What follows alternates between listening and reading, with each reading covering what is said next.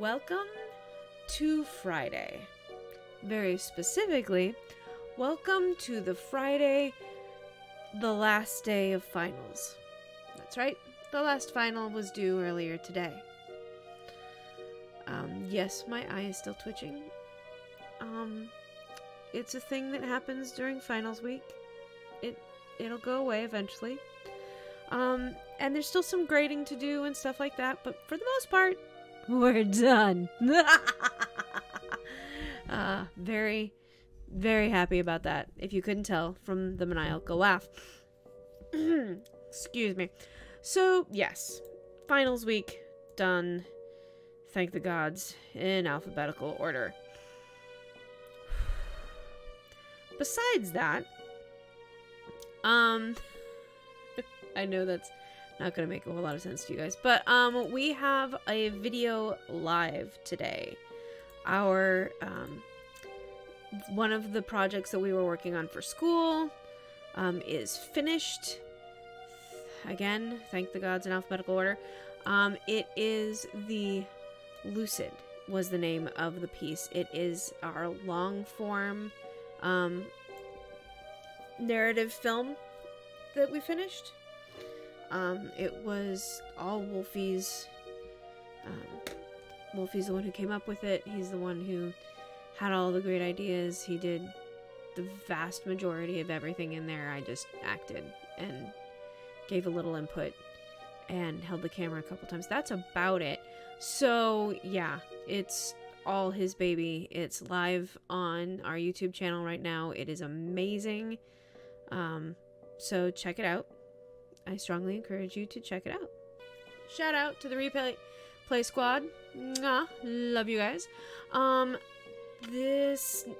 We keep getting copyright strikes on Pretzel, even though I have it listed as it needs to be YouTube safe and stuff like that. I'm still getting copyright strikes on it. So we're trying to have just some looped video audio that we've had for Rowan Reports videos for ages. So that's going on today. And it's gonna get a little repetitive because it's the same song over and over and over. But it's better than a copyright strike. When last we left our intrepid explorer being Milo, and the trio of terror, though I guess in this situation it's no longer the trio of terror, it's the quartet of the anti-choral quartet. I don't know, they haven't quite figured out that part yet. Anyway, when last we left our students, they had realized that there was some weird stuff going on, or at least Milo might have. He went to investigate the crime scene, that being the place where he was attacked by the spider in the Forbidden Forest. And he thinks he's come upon something, but they didn't tell us what. They just cut the chapter at that point to leave us in suspense. And so we left us in suspense until now, when we are going to be reading chapter 7, which is entitled The Potions Master.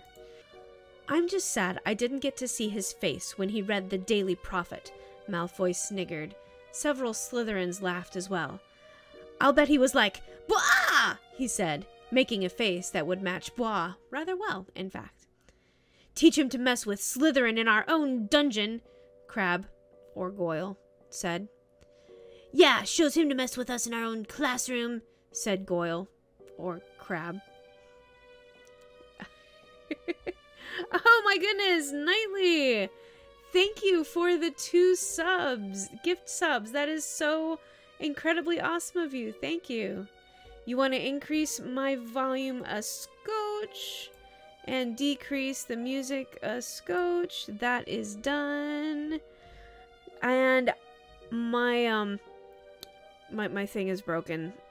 I'm getting it fixed this week because my tech support is no longer in finals week, so he'll be able to help me figure out how to get the shout outs and things like that working. So thank you, Knightley. We appreciate it. Shout out to you, but the shout out link doesn't work. I was competing with the music. Well, I must win. Or something. Aw, I love you too. Okay. So, we've gotten 3 whole sentences into the story. Let's try to keep going. Teach him to mess with Slytherin in our own dungeon, Crabbe, or Goyle, said. Yeah, shows him to mess with us in our own classroom, said Goyle, or Crabbe. And for that time on the train, Crabbe probably added. Yeah, that time on the Hogwarts Express. Yeah, and for when Potter got the Remember-All from you, Crabbe continued. Yeah, for that time he showed you up and flying in front of everyone and got Longbottom's Remember-All, Goyle clarified. And then when he put on the Quidditch team, even though first years aren't allowed. Yeah, for when the teachers were so impressed with how great his flying was that he became the youngest Seeker in a century, said Goyle. In the future, Malfoy said coolly, could you two not list out every time they've shown us up whenever I have a victory? Sorry, boss, said Crabbe. It's just that they have many of them. Yeah, boss, said Goyle. They have so many, and they're really easy to remember because everyone always talks about them. Malfoy sighed. He wondered if the warranty had expired, or if he couldn't just send these 2 pair back for a pair of new, shiny goons. 3 dots. I can't help but feel like there was something I was supposed to do this morning, Milo said as he walked back to the castle from the forest. But I just can't remember what it was. It can't be very important. Hermione was forced to admit to herself, however reluctantly, that she was dead bored. The 3 boys were total morons, but they did make things interesting. She wondered if there was some way she could work her way back into their preposterous plan without looking exceedingly foolish. She applied her towering intellect to the problem, hypothesized various scenarios, and predicted their likely outcomes. And 30 seconds later, it said, nope.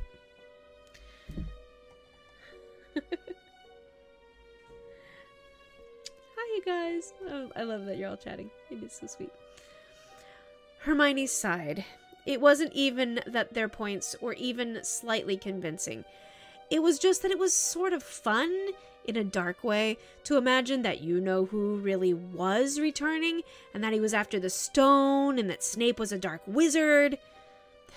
But I can't go back on my position, she reminded herself, or I'll look like an idiot.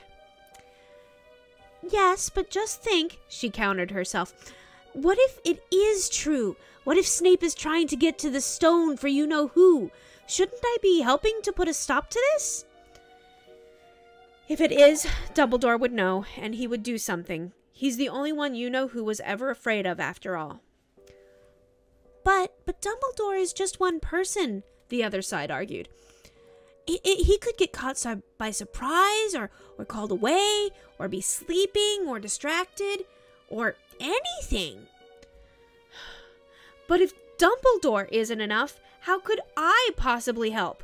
I'm barely 12.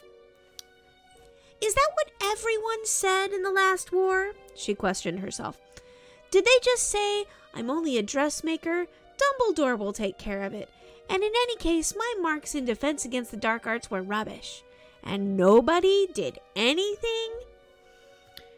Doing the opposite and going on a witch hunt now will only make things worse, she protested. There's no knowing where it will end. Without a witch hunt, you'll never catch witches. But I am a witch. You know what we mean. So, I'll just wait until there is proof, she said, and then I'll help in any way I can. How is that not reasonable? Just think, Hermione. Think. I know what the problem is. Hermione sighed. It's that it's Harry and Ron that I'm depending on to find conclusive proof, she said defeatedly. Professor, Harry asked the ghost of Professor Binns politely. Ron and I were wondering if you could help us on a little independent research. Research? My help? Independent?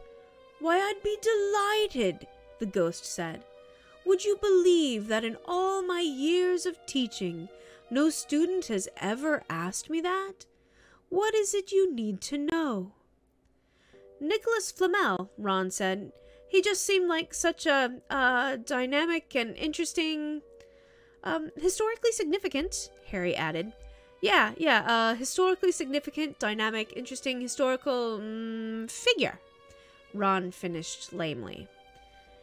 And we'd love to hear everything you know about him, Harry said. For some unimaginable reason, most of the library seemed to be checked out already. Maybe they were doing some reorganizing?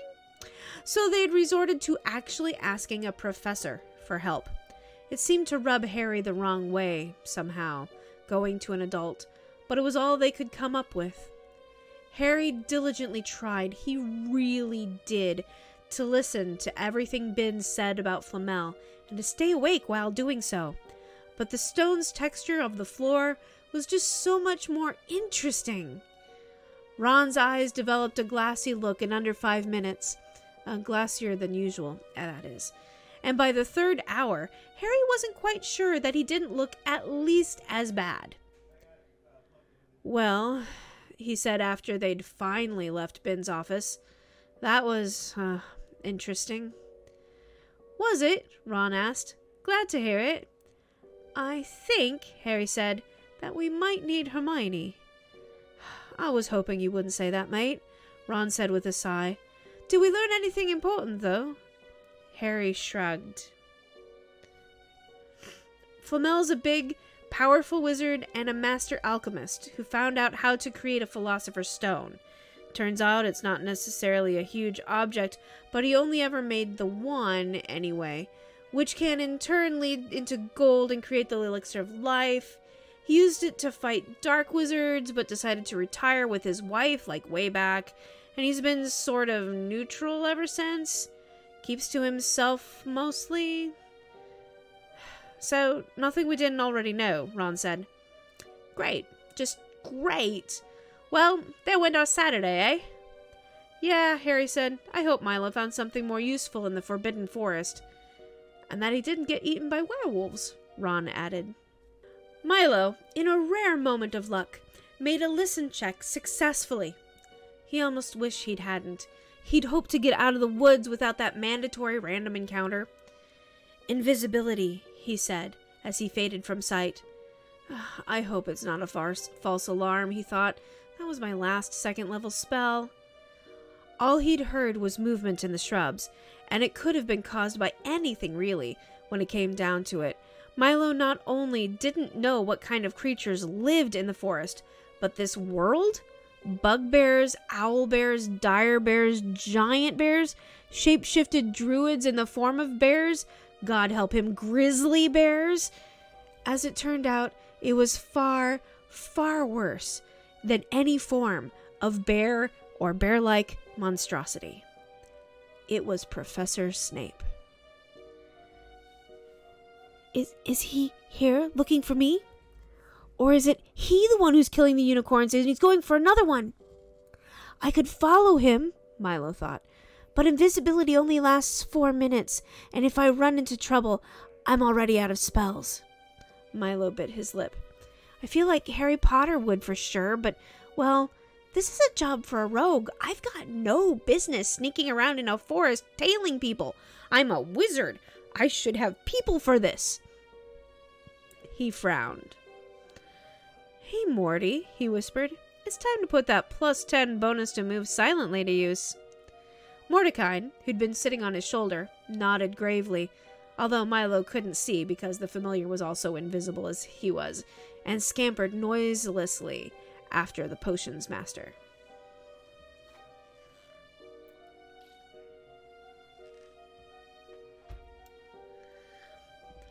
You're late, Lucius hissed. You were supposed to be here 47 seconds ago. Snape said nothing. I need a favor, Lucius said. It would do well for you to comply. Go on, Snape shrugged. There's a certain individual who, I understand, is a first-year student attending Hogwarts, Lucius said. He has no business there. Have him expelled. The Potter boy? Snape grinned. He wondered when Lucius was going to make his move against the Dark Lord's mortal enemy. Fortunately, he and Dumbledore had prepared for this. No, we can deal with Potter later. I am speaking of one Mr. Anastasia Leandon, Lucius said. No, it. This is, by the way, not out loud. This is in his head. It knows too much. Whatever it is that we summoned, Lucius thought. Whatever you have to do, get him out of the school. It shall be as you say, Snape said, in his mind. Now this is good news, Snape thought.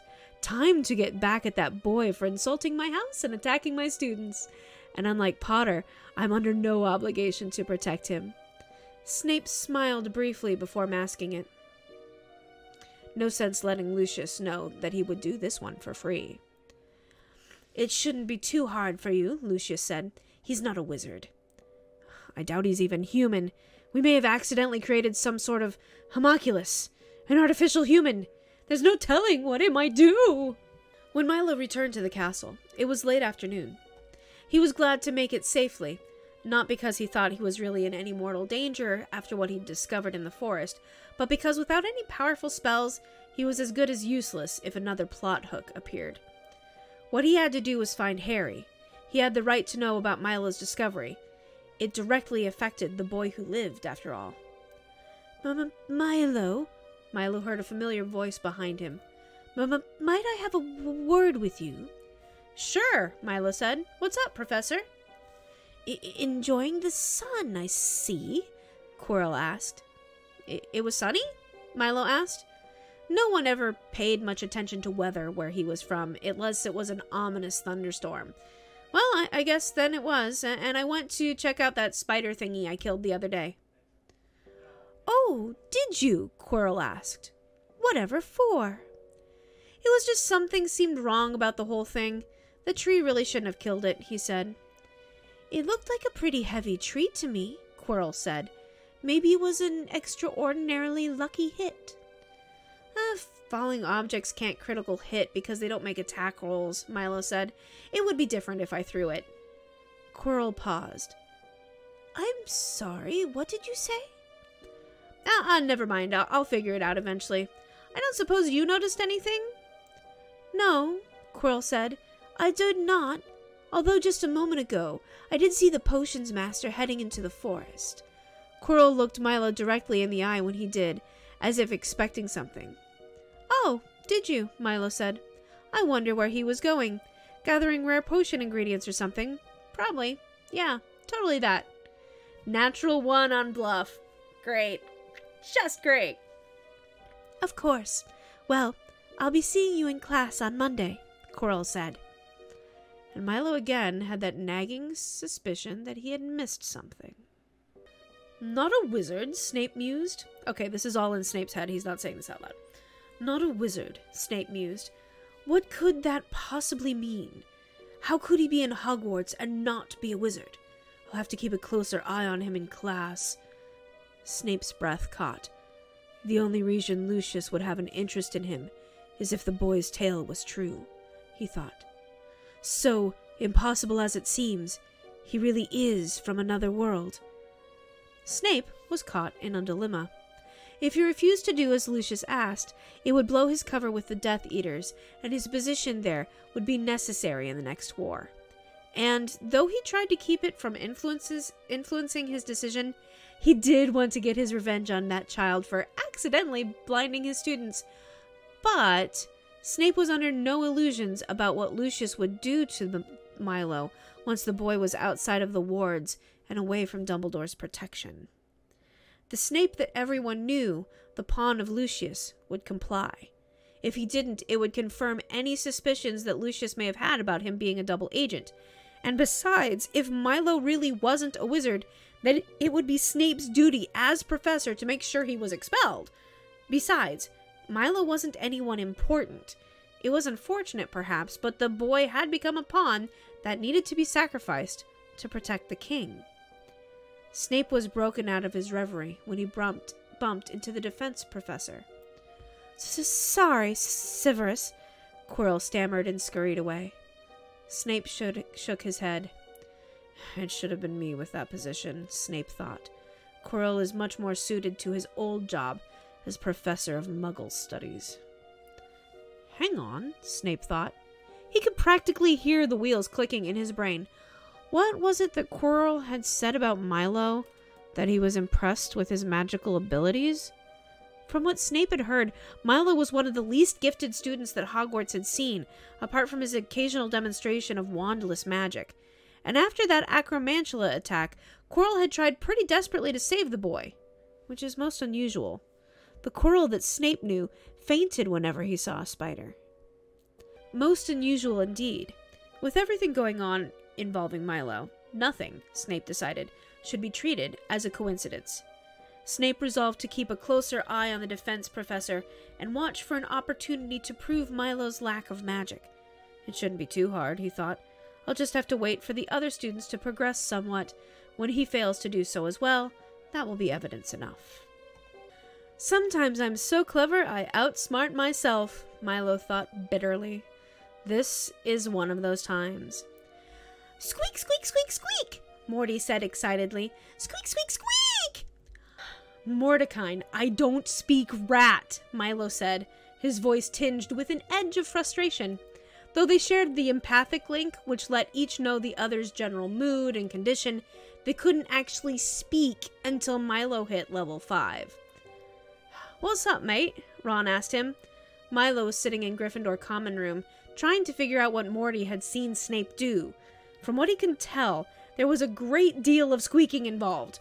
Ron and Harry had just walked through the portal, looking despondent. I found Snape sneaking about in the forest and had Morty tail him, but I evidently didn't think very far ahead when I did. Did you ever hear of a spell that lets you talk to animals? Nope, Ron said, except for parcel mouths, of course. Parcel mouths? Milo asked. What are those, aside from the worst thing to get in the mail imaginable?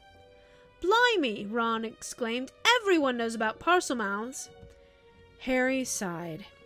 Ron, I thought I asked you to stop doing that, Harry said. I was raised by Muggles, and Milo is from another planet or something. Oh, right, sorry. We know about as much about parcel mouths as we did about Quidditch, Harry continued. Sorry. Which is to say, absolutely nothing. I'm sorry. Because we, unlike you, were not raised in magical Britain. Sorry. Just sing. Right. Milo coughed. Parcel mouths? Oh, right, Ron said. Well, it's this really rare ability some people have that lets them talk to snakes. It's said that Slytherin was one, Salazar Slytherin, that is, and you know who. It's a sign of dark wizards for sure. I've never heard of any after you know who, and it's just snakes anyway. Oh, Milo said. Well, that's pretty useless. Harry, however, had gone completely white. I have to. That is, I should probably. I'll just go. Bye, Harry said, and then he fled the common room. Well, that was weird, Ron said. I wonder what that was all about. Something significant, probably, Milo said, but I don't think it has anything to do with us yet. We can always ask him later, but right now I have to figure out how to speak with this rat. So you can find out what evil thing Snape was up to in the forest? Ron asked. Yeah, Milo said. Then you can use it to help me get Hermione to help you figure out what's going on with the Philosopher's Stone. How do you know we need help? Ron said defensively. For all you know, we learned everything we needed today. Oh? Did you? Maybe. I wasn't really listening, to be honest, Ron admitted. Which is why we need Hermione. Which is why you need to make your rat speak. Yes. Bollocks, Ron said. Best of luck. There was a spell that Milo knew of that would help. It's called Speak with Animals. Unfortunately, it was only available to rangers, druids, and bards, and Milo would sooner die than become any one of those. If he could get his hands on a gnome, like a proper gnome, not one of those garden gnomes that Ron keeps complaining about, then they could maybe help, because they could speak with animals a few times a day. Only burrowing animals, though. Milo wondered if rats counted as burrowing animals or not, if merely digging a hole once would count. He would technically have been burrowing. Milo sighed. He didn't have a gnome. He didn't have a ranger. He didn't have a druid. And he neither had nor particularly wanted a bard. I'm a little offended by that. I love playing bards. Squeak, squeak, squeak, Morty continued, without pause. There were only two options as Milo saw it. He could attempt to push the rules past the breaking point and test if his spontaneous divination ability could mimic druid spells, or he could wait until leveling up to find out. The first option risked calling righteous fury upon himself from above, while the second took time and monster slaying. Unfortunately, patience was a virtue, and Milo was true neutral. Speak with animals, Milo tried to cast, attempting to swap out protection from evil. Other than losing the spell from his memorized list, nothing happened, but Milo felt a distinct sense of wrongness. It was as if the universe recoiled from him slightly, pondered for a moment, and then... "Excuse me," Lavender Brown said to him. "Professor McGonagall told me to tell you that Professor Snape wants to talk to you, like, right this second." I'm sure it's totally a coincidence," Milo said nervously as he started to sweat. "Coincidence? Oh my gods, I'm going to die." Lavender gave him a sympathetic look, but said nothing. Milo supposed he would just have to wait until he gained another level before finding out what Snape was up to in the Forbidden Forest. And this, he thought as he walked towards Snape's dungeon, is why you don't try to stretch the rules as written to allow more than 150% as much as the rules as intended. I just hope I'll have the opportunity to live long enough to learn from my mistake. Milo knocked on the heavy wooden door to Snape's office, which created a surprisingly loud echo.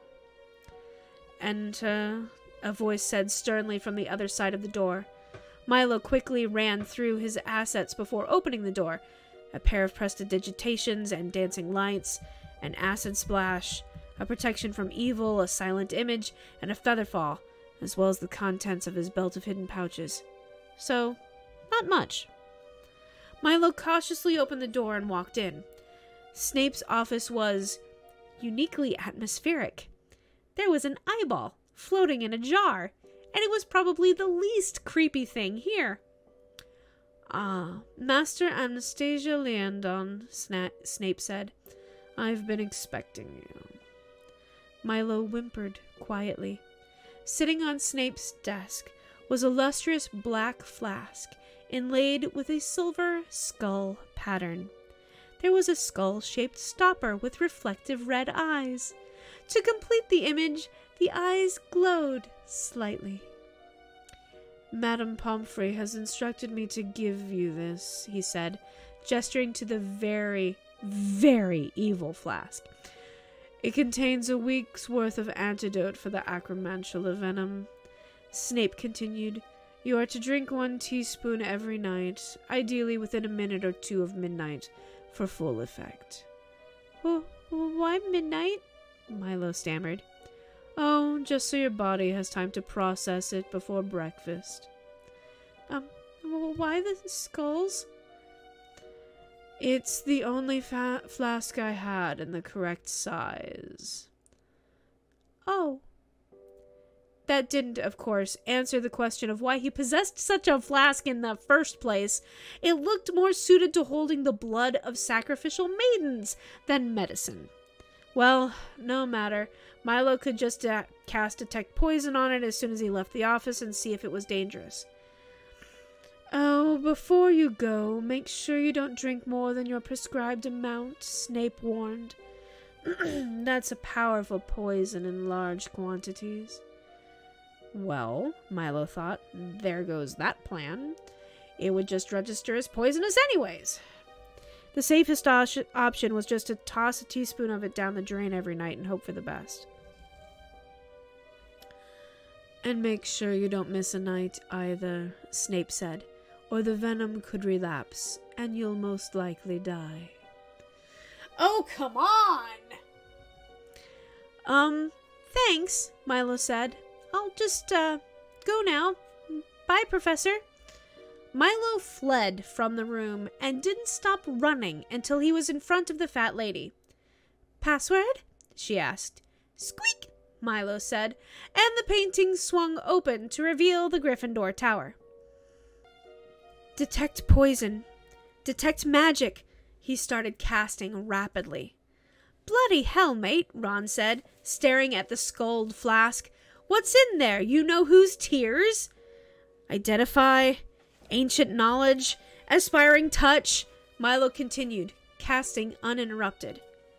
What's that you're muttering? Harry said. Are you sweating? What happened? It's poisonous and apparently non-magical, Milo said to himself. But that broomstick didn't appear to be magical either. It could have had a magic aura cast on it to conceal it from detection, Milo said, or something more powerful. Otherwise, I don't know at all what's in there. And it really could be poisonous. And Snape is just saying it's poisonous in large quantities as an excuse to make me ignore the results of detect poison. Although Snape can't know that I have that, would he?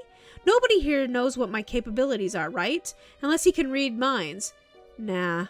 Will is my highest save. That would never work. But detect poison only detects, like, actual literal poison, he continued.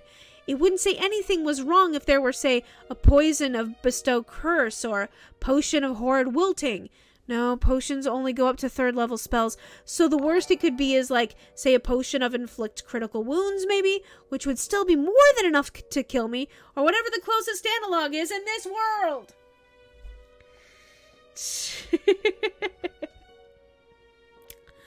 I'm sorry, what? Ron asked. But if Snape is telling the truth and I don't drink it, I will die. Milo ran his fingers through his hair. Did Snape really give me an antidote that's technically poisonous just to fool my detect poison spell, and then make it into a lethal but technically non-poisonous potion of some horrendous instant death spell once I've concluded that it wasn't really poisonous? At least in small doses, and therefore it's safe? Surely nobody's brain is that twisty. Yours is, mate, Ron pointed out. But if this is going to kill me, why did he put it in such an over-the-top flask? Milo asked. Harry said, I'm not really sure what you're talking about, but maybe he gave you a flask of doom so you'd think surely no one would put actual poison in something like this, and that you would drink it. Milo exclaimed. You could be right. I'm going to die. I never should have tried to speak to this useless rat. Over on the other side of the common room, Hermione rolled her eyes, put her book aside, and stood up. Ooh, this word is hard for me to pronounce. Exasperatedly. Thank you for the heart. I love it. I couldn't help but overhear your anguished shrieks of, well, anguish, Hermione said, walking over. And why would Snape poison you with something everyone knows he gave you? So you do think Snape's evil, Ron said. No, dimwit, Hermione said, rolling her eyes again. I said, assuming your half-brain theory is correct and Snape is evil first. Remember? You did, Ron frowned. I don't remember that, actually. Then try listening next time, maybe? Hermione asked testily. Anyway, she continued as if Ron hadn't spoke, if you drunk that and died, everyone would know Snape did it. I'd still be dead, Milo protested. What I meant is he wouldn't do it if he would reveal himself, obviously.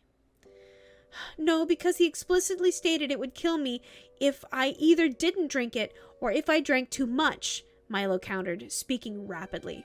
So say I do drink it and I die, he could just say, oh, that poor stupid boy, he must have overdosed himself by accident. What a tragedy. Oh me, I'm so sorry. He so just promised. Wah, wah, wah. We're worse off for his untimely death. Oh, the humanity. So ask Madame Pomfrey, Hermione said. Ask her what? Milo asked, perplexed. if that's actually an antidote, she said. Milo blinked. Why? Because she would tell you. She's a meta-witch. She knows what she's doing. I don't understand, Milo confessed. Asking adults for help was not something that he, as an adventurer, had ever considered doing before. I'll use short, simple sentences so that even you can understand, Hermione said sharply. Take this flask. Go to the hospital wing. Say, Madam Pomfrey, can you check that this is really Acromantula antidote? I'm worried Snape gave me the wrong flask by accident. She'll look at it and say, yes, this is the antidote. It's very dangerous, so follow the directions precisely. Or alternatively, say, no, that's distilled nightshade, among the deadlier poisons known to man. That's a little unorthodox, but it might work, Milo admitted. But how do I know I can trust Madame Pomfrey? Actually, what if Snape assumed I would ask Pomfrey and deliberately made the elixir of death to pass whatever test she could think of? He said, because he certainly outsmarted mine. No, Hermione said. You outsmarted yourself. Just drink it. On the plus side, Ron said, if you do drink it and die, that will prove that you were right and Snape's evil and Hermione will help us stop him. So it's a win-win. But I'll be dead, Milo said. Can't have everything, mate, Ron shrugged. I've been outsmarted, Milo decided. Whatever I decide, I'm probably falling into Snape's evil plan. I'll flip a copper piece. Emperor, I drink it. Hydra, I don't. He pulled a copper from his belt and flipped it. It twirled 4 times in the air and landed with a heavy thud on the table. The 4 of them stared at it in disbelief. Blimey, said Ron. I didn't think that was even possible. It is, without a doubt, highly improbable, Hermione conceded. The coin was sitting on the heavy wooden table, balanced perfectly on its edge. Snape leaned back in his leather chair, smiling. He knew he wasn't supposed to use legitimacy on his students for his own amusement, but even if I get sacked for this, he thought, it was, without a doubt, worth it. He could only imagine the agony and indecision going through Milo's head after he'd left. Chapter 8. Sidequests. The antidote, as it turned out, was harmless. That didn't stop Milo from buffing himself up with resistance spells and keeping his antitoxin on hand before taking his dosage, however. Despite that fact, aided by Snape's potion, Milo recovered from the after effects of his poisoning fairly quickly, and the rest of autumn at Hogwarts was, well, unpleasant. Harry and Ron made absolutely no progress on their hunt for information about the Philosopher's Stone among the teachers, and for such a powerful and famous artifact, Milo could find barely anything about it in the Hogwarts library. He scholars touched his way through mountains of thick, dusty tomes without ever opening their covers, and while he learned a lot of apparently useless information, there was little that seemed relevant to him. Scholar's Touch didn't grant any special powers to aid in memorization, so the fact that he read the books so rapidly actually made it harder to keep his facts straight. Still, he reckoned he'd absorbed enough general setting information that he could start making knowledge history checks about this world. It was during this period that Milo noticed something unnatural about the people here. The more he watched them learn, the less he was sure that they were even human at all. They looked human, sure, but... well, to start, there was the food. The people here were obsessed with it. They kept comparing the various flavors of the dishes that the house elves cooked up for them. Milo was dying to meet one of the elves here. He was sure they could help him. Elves were annoying, yes, but the pointy-eared pansies and magic went hand in hand. Some even developed favorite foods and avoided certain ones altogether. To Milo, food was a logistical challenge to overcome while adventuring, and a source of danger if it ran low. Thus, the everlasting rations, which were all that Milo ever ate. The actual taste of food was something that only came up in plot-relevant situations like smell and the weather. The people of Milo's world only smelled things when they were important, like a troglodyte stench or a potential clue, or a red herring for that matter. Otherwise, why bother even mentioning it? Another this is another one of those words. It's alright, so there are some words in the English language that I can't pronounce, and I don't know why. Peculiarity. I think that's how you pronounce it. Anyway, another one of those in these people was the inordinate amount of downtime they required. Milo had to spend 8 hours sleeping and an hour memorizing spells, but that left 15 hours a day to put to use attending class, fighting monsters, crafting items off screen. Milo knew an artificer by the name of Alton who, when he finally got his hands on a ring of sustenance, spent 2 hours sleeping, 8 hours crafting magic items, the maximum amount per day, and the other 14 hours a day mass-producing baskets to fund his adventuring. Milo did that every day for 300 years straight, with breaks to fight monsters to recover. Alton, did that every day for 300 years straight, with breaks to fight monsters to recover lost experience points until he'd amassed a fortune large enough to attract the attention of a wandering blue dragon. Alton's unfortunate demise aside, it was just good sense to put their hours to use. They were only given 24 in a day, after all. And besides, manual labor was the sort of thing done during a time skip anyways. It's not like it got in the way of the story. Even Hermione seemed shocked by the amount of time he spent reading and working. In just 1 week, Milo managed to custom tailor his fifth-hand Hogwarts uniform, untrained but with +2 for masterwork tools, which Milo had also made for himself, and +4 from his intelligence, until it rivaled my tongue wrapped around my eye teeth, couldn't see what I was saying. Until it rivaled Draco's in quality, read more books than any of his classmates, save Hermione, could in a year, and carve holy symbols of Pelor, Heronius, St. Cuthbert, and Bacab into key locations around Gryffindor Tower. That had earned him some strange looks, despite the fact that the residents were fully aware that there were vampires on the same continent as them. And that was all in addition to the daily chores all first-year Gryffindors were required to do as punishment for trying to kill or maim the Slytherins way back in September. Milo theorized that, while he had to spend an hour poring over his spell book, performing arcane research, and memorizing spells every morning, the wizards here had to spend at 4 to 8 hours a day, judging by comparisons between Hermione and Ron. It was an amount of time equal to 8 minus their intelligent points in hours per day, sitting around in armchairs and talking about the weather. But that wasn't the really weird thing. The more Milo watched these students in their classes, the harder a time he had sleeping at night. The way they were learning was wrong. It was oh so incredibly wrong. Ordinary people learned in discrete increments. They leveled up, their power, skills, and abilities increased, and then they plateaued until attaining enough experience points to go up another level. It's just obvious. That was intuitively the way everyone, humans, elves, dwarves, kobolds, mind flayers, small fluffy hamsters, everyone learned. Watching his fellow Gryffindors, Milo wondered, though it seemed impossible, their skills didn't develop gradually.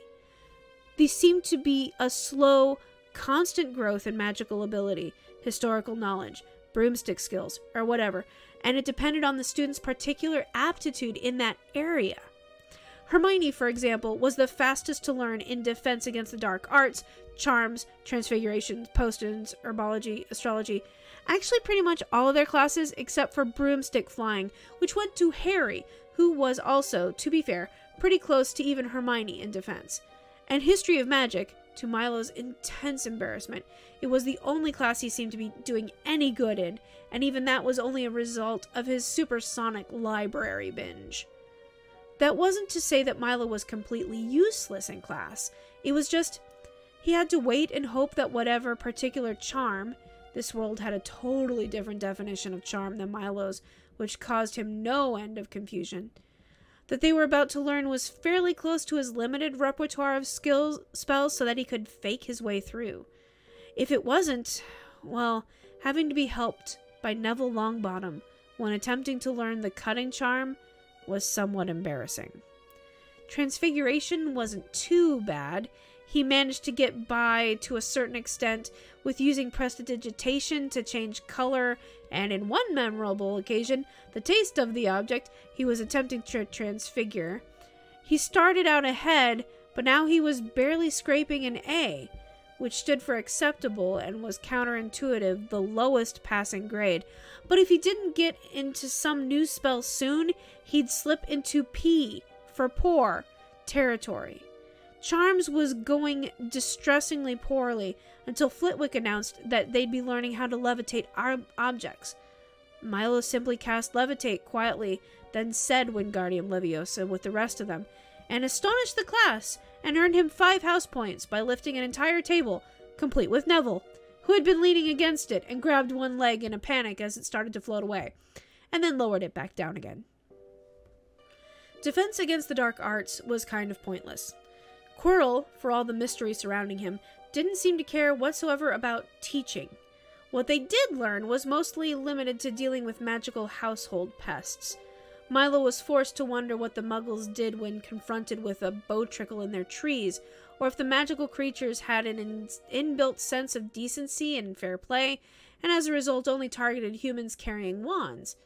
Milo caused quite a stir when he suggested the best way to deal with vampires was to pair them with webs, glitter dust, and grease so that your non-spellcaster allies can take them out with wooden stakes. "You would bring Muggles with you?" Quirrell had asked, sounding genuinely shocked. "Well, sure, you don't see many a wizard pumping irons or practicing hand-to-hand combat now, do you? Duck 'em out in full plate, give 'em a pointy stick, and point 'em in the right direction." It was incredible. They seemed to never have heard of the concept of a meat shield, and even the Slytherins were shocked and appalled when he attempted to educate them. That there was something morally questionable about sending a heavily armored, great axe-wielding barbarian with mighty thews out in front to soak up some damage had never occurred to Milo.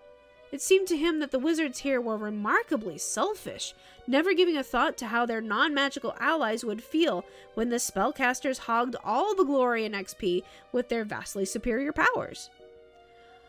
Broomstick lessons, however, were dreadful.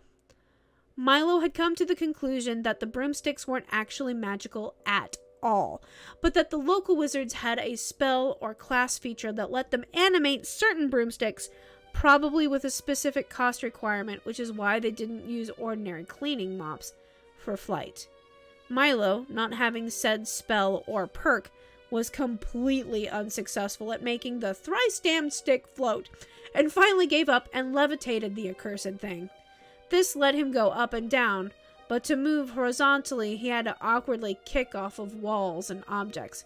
He felt like a 6-year-old who'd accidentally been signed up for swimming lessons with 8-year-olds and was desperately trying to dog paddle around the room while everyone else was demonstrating the backstroke. The worst, the absolute worst, was potions. Snape seemed to go out of his way to make Harry's life as miserable as possible, which was annoying, but the concerning thing was how he always kept a very close eye on Milo. The thing was, the potions didn't work. He chopped up the ingredients exactly how the book suggested and made sure to turn the spoon clockwise 3 times and counterclockwise 1.5 times or whatever, but nothing happened. Even Neville's potions occasionally exploded, or melted, or screamed, or caught fire, or in one case got up and ran out of the room blathering about the Kennedy assassination. But Milo's potions, though, Milo would bet his spellbook he was doing everything right. Were just water with stuff floating in them. Whenever one of Harry's potions failed catastrophically, Snape would deduct house points and scold him. But whenever he noticed that Milo was use impaired, Milo was hesitant to call them useless because they could still be, and frequently were, employed to put out fires. Snape just smiled to himself and made a note in the compact, leather-bound notebook he always carried on his person. It was that evening that Milo learned about Halloween. "So what are you going as?" Hannah Abbott asked him.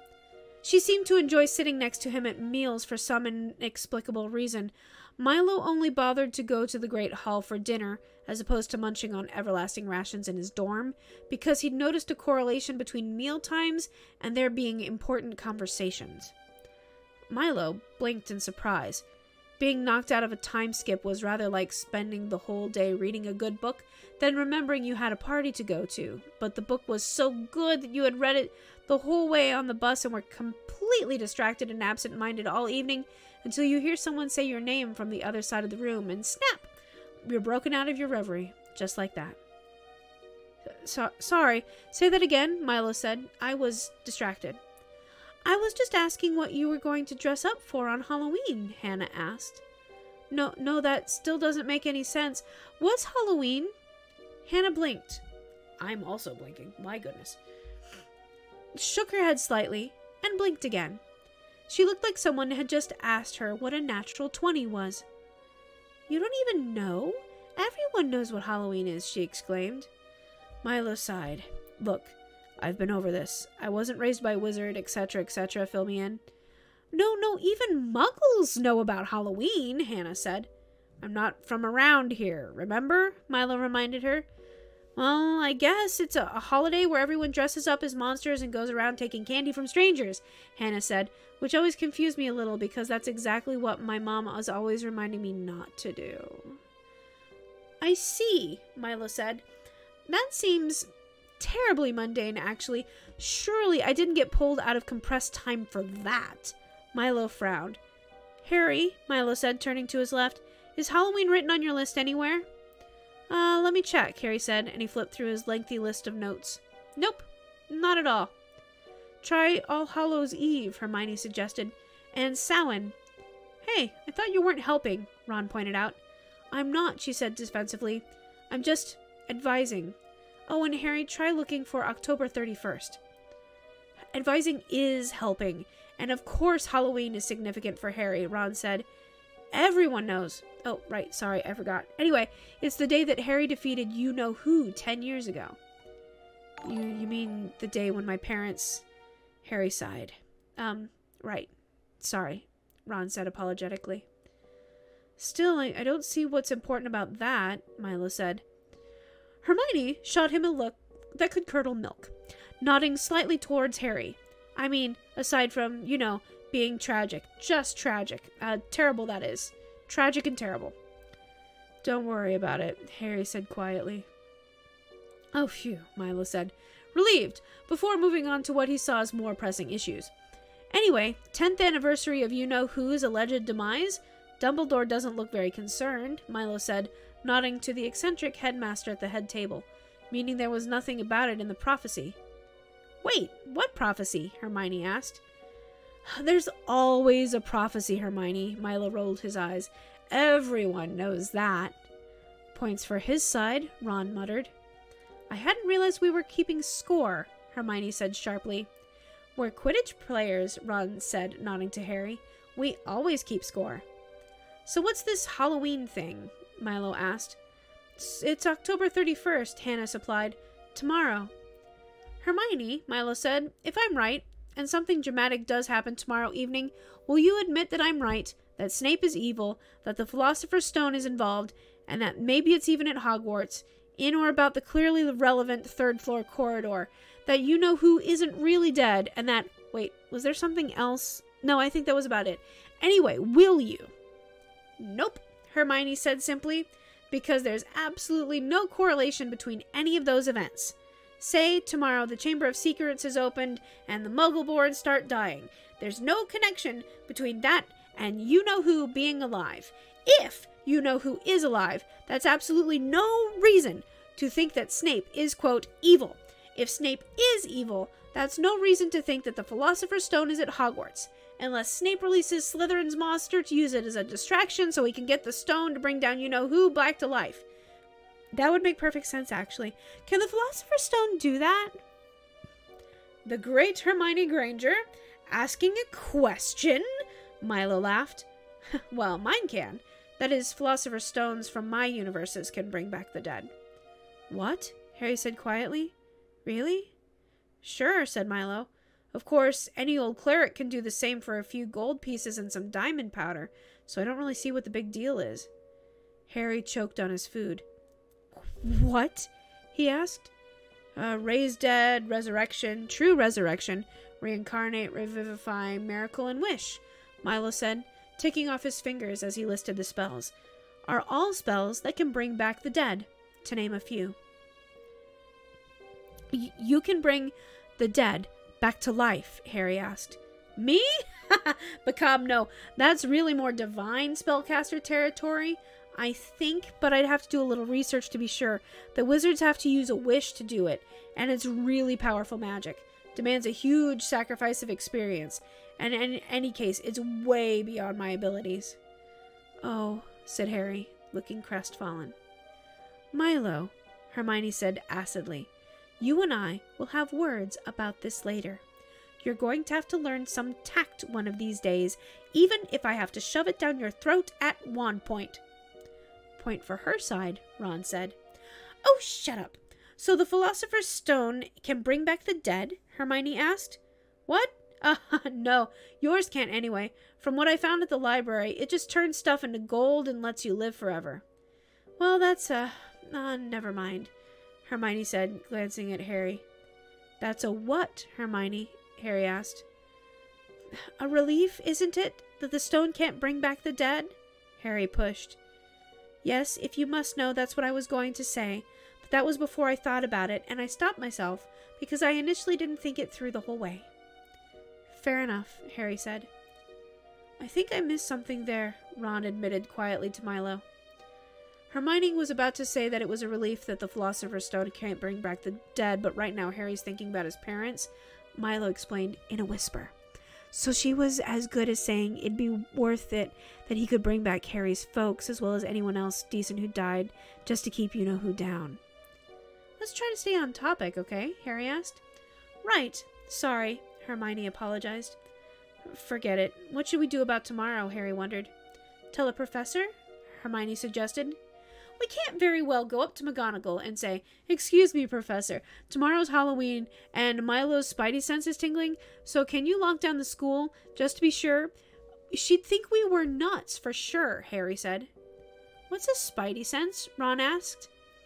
Harry suppressed a grin. Blimey, you don't even know what spider sense is? Everyone knows that. It's Spider-Man's ability to sense danger before it happens, Harry said. How on earth did you become 11 years old and not know that? Points for his side, Hermione smirked, but Harry makes a good point. The reason it sounds crazy is because it really is crazy. You're too hung up on, actual facts, Hermione, Milo said. Just be on your toes tomorrow, okay? That goes for everyone, Milo added. In all seriousness, what could I possibly do, even on my toes? Hermione asked. Use the levitating charm to save the day? Transfigure up some sewing needles? I've only been a witch for 2 months. I'll stay inside of the castle tomorrow, not that I have much choice because someone got us a full year of detention. Aside from that, I don't know about you, but I'm going to enjoy Halloween in the family tradition, passed down the Granger line for generations, by revising and doing homework. Exams are only 8 months away, after all. She sighed, a slightly dreamy expression coming over her.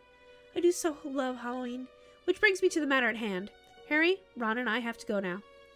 What? Asked Harry. What? Asked Ron. I said that already, said Harry. Yeah, but I'm confused too, right? Said Ron. I don't think it added much. It was just what's called redundant. I think it's considered polite to say learning disabled now, actually, Ron said primly, and I don't care for your tone at all. Hermione stifled a laugh with a cough. Right. Why were we leaving, Hermione? Harry asked. For a very important thing that we have to do far over there, she said, pointing frantically to the far corner of the Great Hall. You know, the thing? Nope, Hermione. Sorry, Ron said. I think you've lost a marble or 10. I have no idea what you're talking about. Oh, just get up and walk, Weasley. Potter, or I swear I'll think of something, she threatened. And mark my words, I am very good at thinking of things. Very, very good. Bwahaha. Did you just say bwahaha? Harry asked. Pardon, Hermione said. I appear to have caught the hiccups. Only that didn't sound like a hiccup, Ron said. It was more of a, an evil laugh sort of thing. Nope, it was a hiccup. What would an 11-year-old girl be doing laughing evilly? I hiccuped. I even covered my mouth and everything. Only, aren't you 12? Asked Ron. Ron, mate, Harry whispered. I think we should just go with her. It's less painful that way. Fine, Ron muttered, and they stood up and walked away. Hermione kept glancing surreptitiously. Dear Lord, I keep running into words I don't know how to pronounce. I've read them. In my head. Not out loud. She kept glancing back at Milo and Hannah. Well, Milo said, taking a bite out of his everlasting rations. That was weird. Yeah, kinda, Hannah agreed evasively. Anyway, about Halloween tomorrow. He thinks he's so clever, Malfoy sneered. He has no idea what's coming to him. Yeah, said Crabbe or Goyle. Right, said Goyle, or Crabbe, but you get the idea, right? At least, after the last one, he acted like he didn't care, but you could tell. Oh man, you could tell. If you looked real close. 'Cause real close, Malfoy said. I got him, like, right to the core. Just wish I saw him read that paper. Yeah, we gotta keep him down, said Crabbe. Yeah, we gotta keep him so deep you need a bubblehead charm to swim down there to see him, said Goyle. Yeah, so deep you'd die from the pressure, said Crabbe. Okay, guys, seriously, stop that, said Malfoy. You aren't helping. Yeah, you're not helping, Goyle, said Goyle. Wait, Crabbe, said Crabbe. Phew. Close call. Yeah, you're just making things worse, Crabbe, said Goyle. Draco rolled his eyes. This time, Draco said, this time, it'll get him so bad he won't even be able to hide it. He'll be begging for mercy.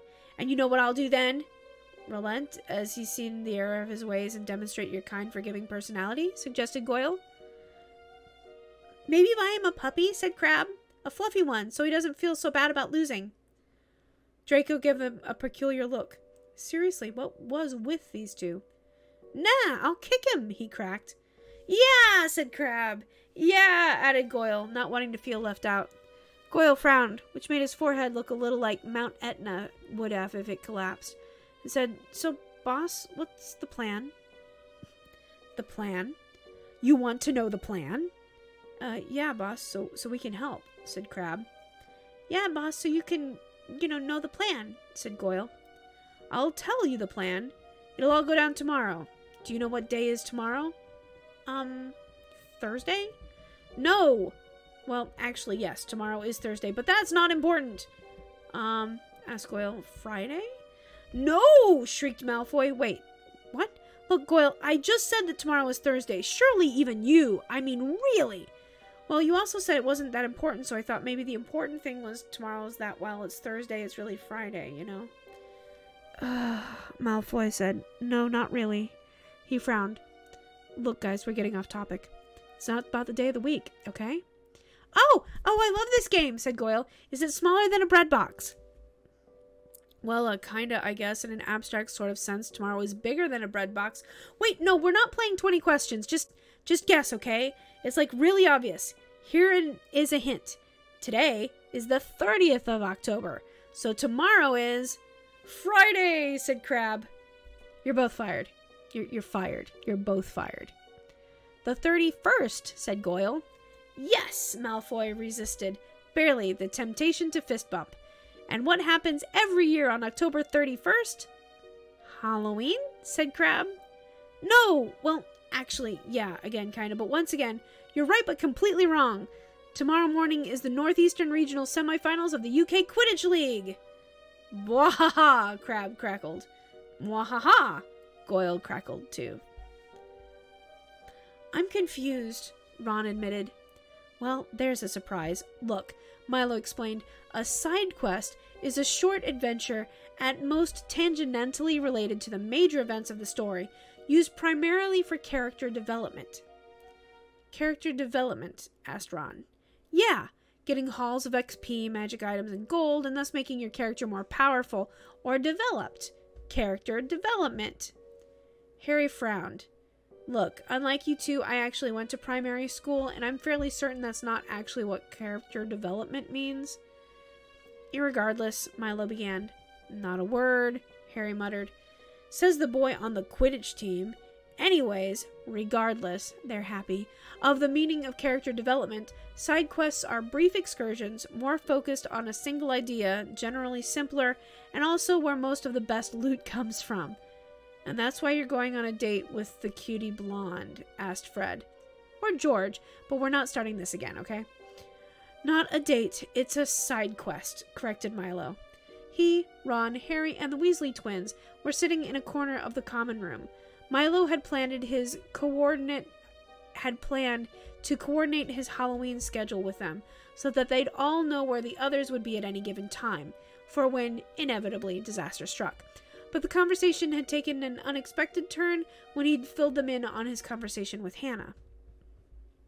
On a scheduled, dare I say, private walk around the Hogwarts Lake, said George, where, being right out in the open, of course, everyone can see you. Yeah, an adventure past a body of water filled to the brim with monsters of every sort, said Milo. Ah, I see, said Fred knowingly. So you can protect the fair maiden, eh? Well, if I have to. She's a witch, though. Should be more than competent in defending herself.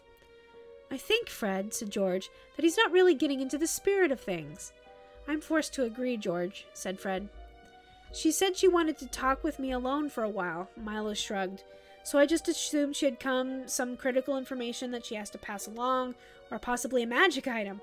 For all I know, she'll give me a quest. Maybe she has some sensitive information, if you know what never mind, you don't, do you? Said Fred. Yeah, it's just not working. He seems to be immune to teasing, admitted George. It's such a shame. A missed opportunity. A wasted chance. A moment past, never to return. Such a shame. No, we actually said that one already, said Fred. Aw, nuts, said George, and there I was, getting all zen. Well, one way or another, Fred said, I think we're going to have a very interesting Halloween. Quirrell paced back and forth irritably in his office. He just had to think. There must be some way to get rid of that boy. How did he know? How could he possibly know that the Dark Lord was returning? Dumbledore must have told him, Quirrell thought. No, that explains nothing. How would Dumbledore himself know? And the boy had just told him. He'd just come out and said it was obvious. Obvious! To anyone with half a brain. He even named his 3 friends as accomplices. Was it a trap? A test of some sort? Perhaps the boy had been bluffing, trying to gauge Quirrell's reaction. Irregardless, it didn't matter. The boy had to die. Snape would make things difficult, though. He seemed to know somehow.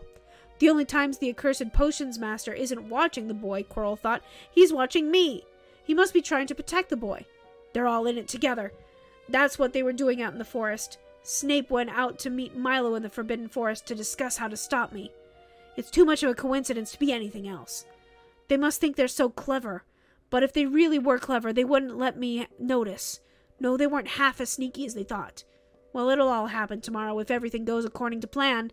No, there's no if about that. A power he knows not, Quirrell heard the horrible, hissing voice say behind him. What's that, Master? Nothing that need concern you, the voice lashed out at him, like a cobra. Then the pain started. It would be a long night for Quirrell. That, ladies and gentlemen, is the end of Chapter 8. Chapter 9 is entitled Halloween, which we will be reading next Friday. That will be the last chapter that I'm reading for a couple of weeks, because I'm going to Mexico and I have absolutely no idea how to do this from Mexico. I mean, I could, in theory, take my laptop with me, but I have no idea if the internet will be functional there enough to do this. So, yeah, we will be doing Chapter 9, Halloween, and hopefully Chapter 10 next week, Friday at 8 p.m. Pacific time. Same bat time, same bat channel. Gracias, mi amore. So let's see here. Gotta do the usual plugs, right? Thank you so much to our patrons. You guys make all of this craziness possible. And if you would like to help support our channel, either by becoming a patron or by purchasing us a jittery beverage, the links for that are in my About page on Twitch or my description in YouTube. We have a new YouTube video available today. Lucid just dropped. It is the 8.5 minute long narrative filmmaking project that we've been working on. So it's been exhausting, but it's done and it's there, so you can read it. And yes, thank you so much to all of the gift subs that we've been getting. We are now an affiliate here on Twitch, so I'm going to be working this next week on figuring out how to do things with that, what all that means, what all that entails. I know that it means that I can like make emotes and stuff like that. So yeah, I'm going to try to figure all of that stuff out. And yeah, if that's all I can think of. Am I missing something important? He wasn't listening in at all, so when he walked in through the door, he got very confused. Would you like to say hi? I'm doing the wrap up. You look so tired. I've been up since 5 o'clock yesterday. I know you've been up since 5 o'clock yesterday, except for the nap he took on the couch. So, alright. I am a comfy pillow. I'm soft and fluffy like that. Anyway. Dun dun dun dun dun. Hi. So, thank you all so much for hanging out with me tonight. I really do appreciate it. I love that you guys are here hanging out with me. I love reading the chat. I love all the raiders. You guys make my night awesome. Let's see if there is